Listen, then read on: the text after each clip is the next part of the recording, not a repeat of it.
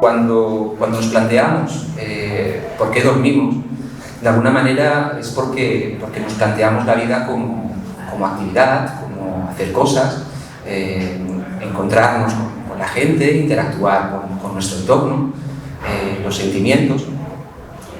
Y tenemos que tener en cuenta que no lo tenemos por qué contraponer con el hecho de dormir, porque también ocurren actividades, también ocurren circunstancias, funciones del cuerpo, que aunque no nos enteramos, aunque estamos inconscientes, aunque no controlamos lo que está pasando, son también parte de la vida, sino que más aún es la vida misma.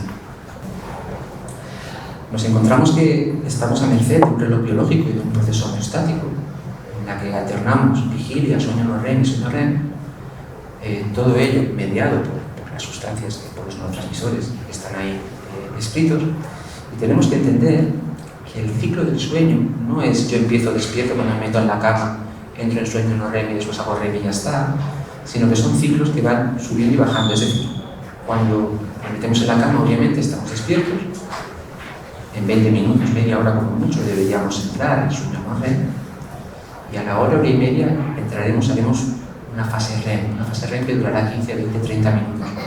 Y después volver otra vez y soñar, obviamente, en ese momento, para después volver otra vez al sueño no REM, estar una horita más o menos en ese periodo y volver otra vez a REM para ir subiendo y bajando lo que sería en los ciclos de sueño. La higiene del sueño es la base del tratamiento de todas las enfermedades que pueden ser relacionadas con el sueño, y sobre todo el insomnio.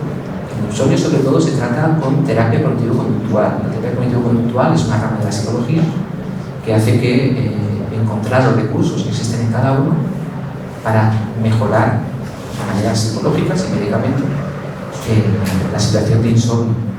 En un siguiente escalón es cuando empezaremos a utilizar remedios lo más naturales posible, sobre todo la melatonina. La melatonina, ya hemos hablado que la segrega nuestro cuerpo, con lo cual existe la melatonina en pastillas y de una determinada manera, no de cualquier manera, con una dosis correcta y personalizada, se puede tratar el insomnio con la melatonina. Y en un siguiente escalón, al cual a veces discutimos porque recurrimos más fácil o menos fácil, estarían ya las benzodiazepinas, los fármacos Z, incluso algunos antidepresivos que no los utilizamos para tratar la depresión, sino que los utilizamos porque secundariamente tienen un efecto que mejora el sueño por la noche. Pero la base de todo será conductual, será coger unas costumbres que se llaman así, higiene del sueño. La higiene del sueño tenéis una hoja todos, creo que no sé si ha llegado para todos, espero que sí, perfecto, gracias. Y ahí están todas las explicaciones pormenorizadas en qué consiste. Por una parte tenemos que adaptarnos a la rutina. Entendemos que no somos robots, no todos los días tenemos que hacer lo mismo, no todos los días tenemos las mismas misiones, ocupaciones, o cuestiones, o problemas. Pero sería adecuado que no osciláramos más de una hora la hora de acostarnos y la hora de levantarnos, incluido vacaciones o fines de semana. Organizarnos las actividades diurnas para asegurar mínimo las horas de sueño que cada uno establezca, 6, 7, 8 horas. Y evitar la siesta. Y si tenemos que hacer siesta, que también puede ser beneficioso, que sea como mucho de 20 o 30 minutos, no más. Porque esto al final va a alterar la presión homeostática, y aunque el reloj biológico siga con su ritmo, que es perenne, que es inmutable, que es persistente, que está ahí siempre, la presión homeostática va a variar. Y eso es lo que va a provocar la siesta si la alargamos demasiado. De otro modo, la siesta corta va a ayudar a ajustarnos al ritmo de vida que llevamos o a las actividades que tenemos que hacer, pero todo debe ser lo más organizado posible y con cierta flexibilidad para que no nos convirtamos en robots con un programa estricto de actividades de on y de off. La cama es para dormir o para tener sexo, todo lo demás hay que hacerlo fuera de la cama. En la cama no se mira el móvil, no se mira la televisión, no se puede comer, no podemos llevar la oficina a la cama. Tenemos que evitar a toda costa que en la cama hagamos cosas que no sean dormir. Tenemos que procurar una temperatura adecuada. Ahora que ha llegado el calor, vamos a tener problemas si subimos, si sobre todo estamos en un ambiente por encima de los 25 grados. Es muy personal, cada individuo tiene una temperatura adecuada para dormir, suele estar entre 20 y 25 grados, más de 25 grados, el 90% de la gente dormimos mal. Tenemos que procurar, sí, una comodidad del colchón, de la almohada, pero también a nivel psicológico. Tenemos que procurar que la habitación esté a nuestro gusto, que esté ordenada, que esté con las cositas que nos gustan alrededor. Obviamente tenemos que procurar la oscuridad y tenemos que procurar el silencio. Un problema muy importante, incluso cuando a campañas del ayuntamiento para evitar en las zonas de ocio pues, los ruidos que pueden aparecer. Y viendo la ciudad, si no es el tráfico, va a ser el ocio o va a ser otros problemas que nos podamos encontrar. Pero es muy importante mantener sobre todo el hábito de dedicar la cama solamente para dormir. Y evitar la exposición a luces de pantalla. Lo que hablábamos en la diapositiva de antes. Si estamos expuestos a luces de pantalla una hora antes de acostarnos, vamos a alterar la secreción rítmica de la melatonina, de la hormona de la oscuridad. Una hora antes de acostarnos tenemos que evitar ver la televisión, usar el móvil o ponerse delante del ordenador de cualquier pantalla. Incluso libros electrónicos adaptados ha demostrado que bajan los niveles de melatonina. Ocurre que costará cumplir el sueño, además interrumpirá el sueño a lo largo de la noche y nos mantenemos cansados porque el pico de melatonina aparecerá prácticamente cuando tengamos que estar despiertos por la mañana. Estos efectos son muy personales. Efectivamente, igual que hay personas que tienen que dormir más o tienen que dormir menos, o se arreglan con 6 horas o necesitan 9, los niveles de melatonina pueden estar más o menos afectados por la exposición, pero tenemos que empezar ahí. Tenemos que empezar con coger estos hábitos cuando llega alguien con un problema de sueño a la consulta. Rutinas antes de acostarnos, relajación. Si tenemos hábito de hacer algún tipo de yoga, mindfulness, respiración, lo que fuera. Pero directamente, tranquilamente, leer un libro de hojas, leer un libro de papel, tomar una infusión relajante, todo el mundo de las tilas, de las tisanas, o una ducha de agua templada donde influirá en el ciclo de la termorregulación, de la temperatura corporal y nos ayudará también a conciliarnos con el sueño y sobre todo no angustiarse si el sueño no llega. Puede ocurrir en cualquier momento. Y si estamos media hora sin dormir, nos tenemos que levantar. La cama es para dormir. Si estamos despiertos, no podemos seguir en la cama. Nos tenemos que levantar de la cama. Y hacer una de esas actividades, retomar las rutinas que nos puedan relajar. Para mantener la rutina también nos ayuda la ingesta de alimentos y de bebida. Evitar el café y otras bebidas excitantes, incluso 6 horas antes de acostarse. Evitar cenas copiosas, cenar mínimo 1 hora antes de acostarse y realizar ejercicio, obvio. Pero es importante también mantener una distancia entre la realización del ejercicio y la hora de acostarse, aproximadamente 3 horas. ¿Qué pasa cuando esta máquina tan compleja y con tantos circuitos que hemos visto y que se regula entre sí falla? Falla o tiene alguna anomalía, porque veremos que no todas las cosas de las que vamos a hablar son patológicas. Es decir, no todas las cosas de las que vamos a hablar indican una enfermedad. Hay cosas que son variantes de la normalidad. Para empezar vamos a hablar de las alteraciones de la respiración durante el sueño. Hemos visto que la respiración del cuerpo es autónomo durante todo el día y durante el sueño más, porque durante el sueño ni siquiera lo podemos controlar. Entonces, ¿qué es lo que pasa? Esto es una respiración normal. Esto es lo que hemos hablado antes, que era una polisomnografía. Y como veis en la parte de aquí arriba se ve la actividad cerebral. Aquí abajo, esta parte de aquí es la que se ve con las bandas que hemos visto antes que se colocaban en las personas, en la parte del abdomen y en la parte del tórax. ¿Y qué es lo que se ve aquí? Cómo el tórax sube y cómo baja. Cómo sube, cómo baja. ¿Vale? Y así podemos ver la función de los pulmones. Esta parte que vemos aquí es la parte que nos habla del movimiento, de cómo se mueve la persona durante la noche, y esta de aquí es el corazón. Explicado esto es un sueño normal, con una respiración normal. Y esto es lo que pasa cuando los pulmones, por una razón u otra, tienen una obstrucción por la que no pueden respirar adecuadamente y, como veis aquí, deja de respirar. Al dejar de respirar, se ve que aquí el tórax sube, el tórax baja, el tórax sube, el tórax baja y el tórax para. Y ahí se ve que baja también el oxígeno y esto hace que haya un despertar.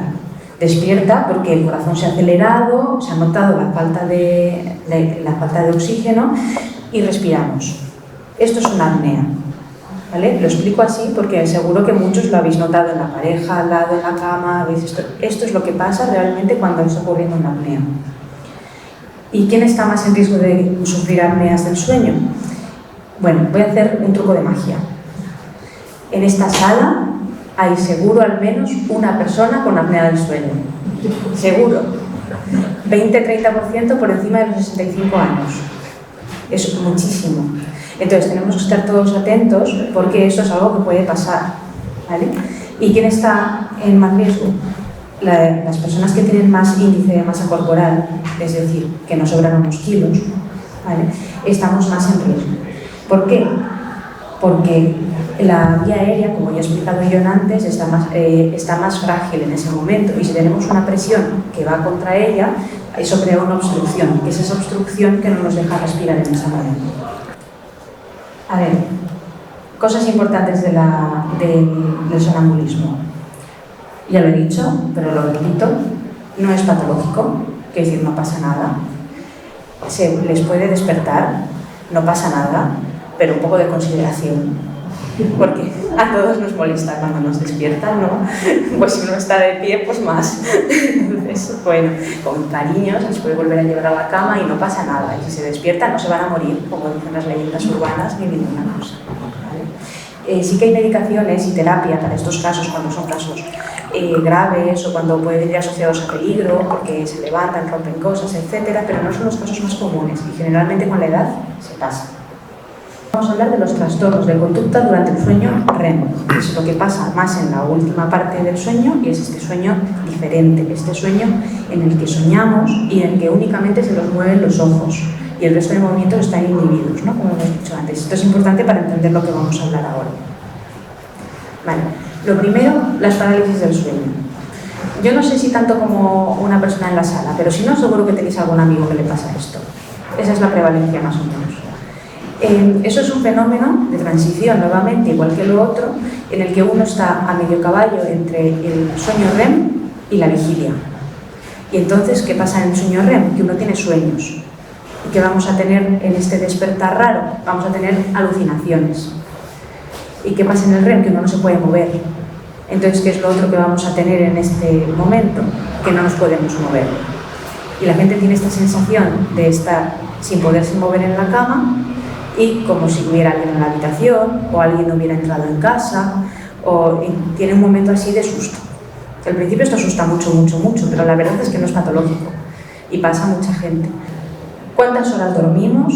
Si dormimos las suficientes horas, os sorprendería la cantidad de personas que cuando luego les ponemos un actímetro, que es esta pulserita que uno lleva consigo y dice realmente cuántas nos movemos, luego te pones a repasar y no eran tantas las horas que dormían realmente. Así que ante todo, sinceridad con uno mismo y ver cuántas horas estamos en la cama realmente. Y una vez que estamos en la cama, ¿qué pasa? Nos despertamos por insomnio o por estímulos externos, porque hay algún ruido en la calle o así. O hay algo que nos interrumpe el sueño, como las piernas inquietas que hemos hablado antes. También puede pasar que algo nos interrumpa el sueño y nosotros no nos demos cuenta, como las apneas, que también nos ha pasado antes. Y hay mucha gente con somnolencias terribles que resulta que en verdad era una apnea del sueño.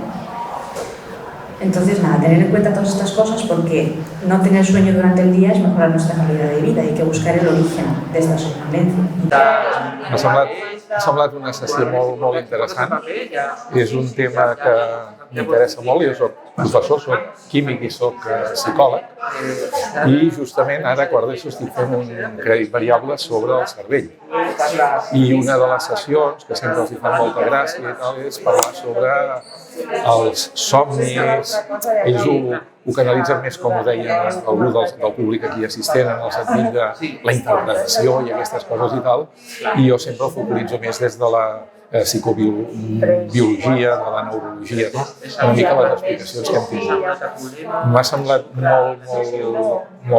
A veure, que s'han tocat els punts claus, que ha sigut força divulgatiu. Jo a vegades tinc apnees, no tinc sobrepès, no tinc coses d'aquestes, i m'han fet diversos estudis, i llavors també he lograt entendre això, no? o hi ha gent que em deia que tenia narcolèpsia. Mai m'ha passat, però un professor company, quan anàvem amb el tocar a fer cap a Grècia, etc., amb els alumnes, doncs em deia, ara has caigut. Sí, és veritat. O sigui, hi ha alguna cosa. Per tant, em sembla que ha sigut un enfoc força divulgatiu, força concret, no? I, a més, introduint aquests consells, no? És a dir, què hem de fer i què no hem de fer, no? Aixecar-nos i, per tant, si durant mitja hora no dormim, aixecar-nos, això és una cosa que habitualment faig, o a la meva dona li dic, ella sempre procura dormir-se abans que jo, perquè jo ronco i ella no, i si ronco no pot dormir, i bueno, ha sortit jo crec molt bé. Després hi ha coses curioses com el sonambulisme, etc., que també s'han tractat. Jo crec que ha sigut un ventall i un complement entre l'Ainara i el Jon.